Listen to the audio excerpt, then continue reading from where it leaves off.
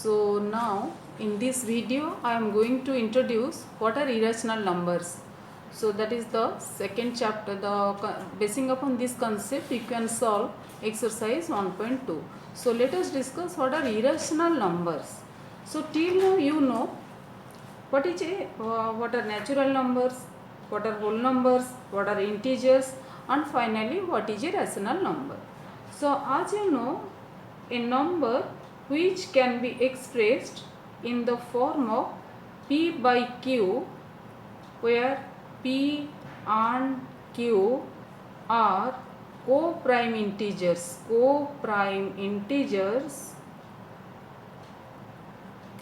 and q is not equal to 0.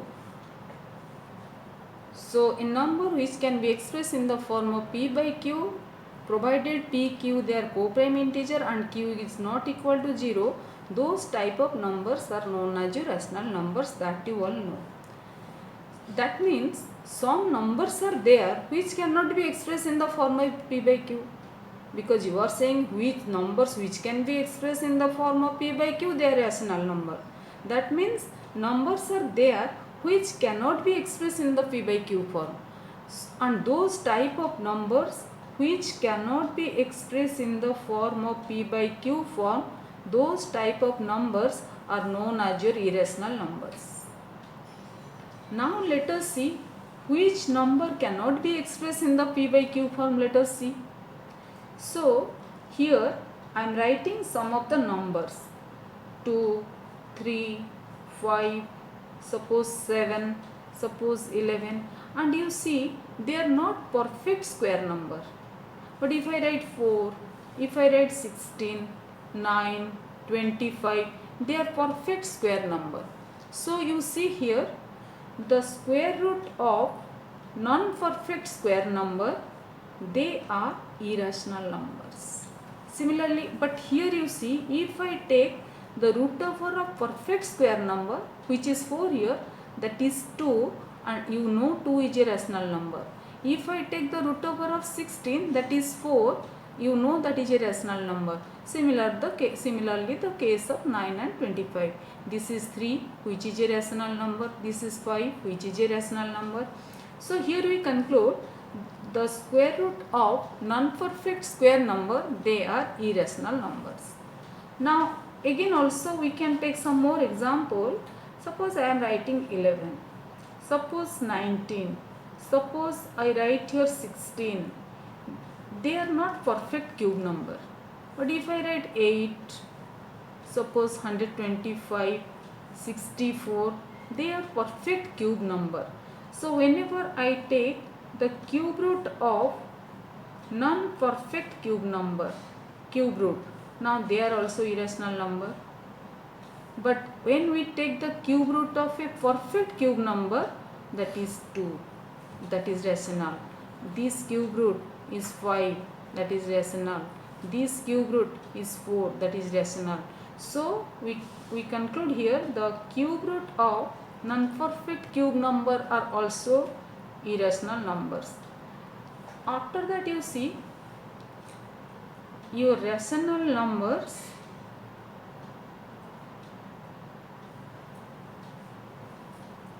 togetherly with irrational numbers,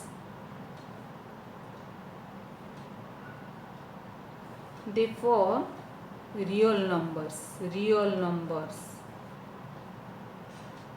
So we can say in this way, a real number may be a rational number, may be irrational number. But if I say a rational number is a real number, but all the real numbers are not rational number. In your real number set, rational numbers may be there, irrational numbers may be there. So always all the real numbers, they may be rational, may be irrational. So we can say here a real number, if a number is a real number, that doesn't mean that it must be a rational number, that may be an irrational number. And again you see, because you see here, you all know A natural number is also a rational number. Integer is also a rational number. Whole number also rational number. So we know all the natural numbers are rational numbers, but all the rational numbers are not natural numbers. Similarly, all the integers, they are rational numbers, but all the rational numbers are not integer. Similarly also here, all the rational numbers are real number, all the irrational numbers are real number, but all the real numbers are not rational or irrational. They may be rational, may be irrational. Why? Because in your real number set, rational numbers are there, irrational numbers are there. And again you see, if I ask you, are all the integers real numbers? Yes, because integers are rational numbers are real number, so integers are also real number.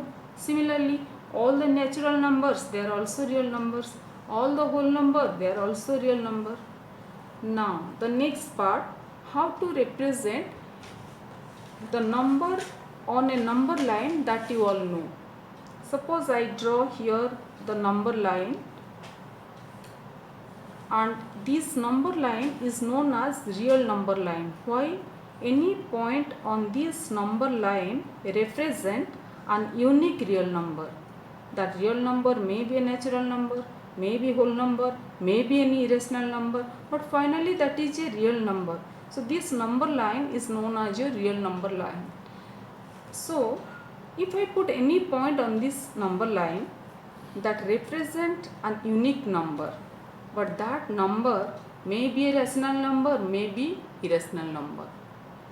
Then, so basing upon this concept now, we have exercise 1.2, question number 1, 2, 3.